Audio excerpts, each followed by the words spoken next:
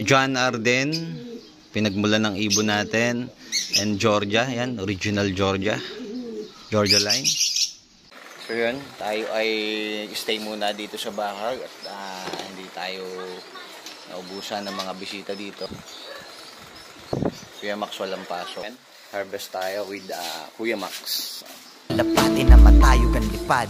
Ikaw ang kalapati, kay ba sa lahat? Last batch ng first clutch. Kuya Max ang ating taga-harvest. Yan, kukunin na sa isolation area.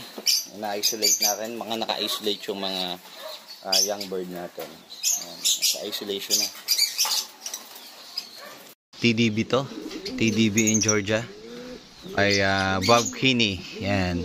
Bob Kinney and Georgia. Ito kay Paring Roald line to. Nagsubok ulit tayo ng line ni Paring Roald. Okay. Yan. Ito ay TDB in Georgia. Tinga, Kuya Max.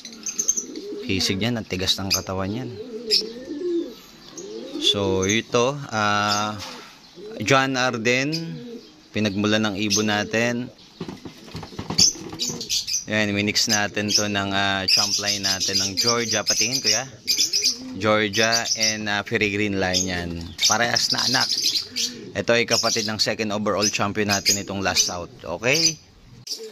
Let's go. Dadali na namin to sa taas ng kalapatids. At naka 1 week nasa isolation yung ating mga inakay. And then, ngayon, akit na po natin sa taas. Ikaw ang kalapati na matayo kan lipad.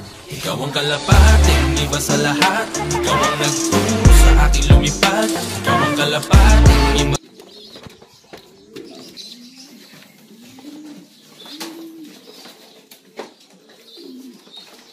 Ito lang.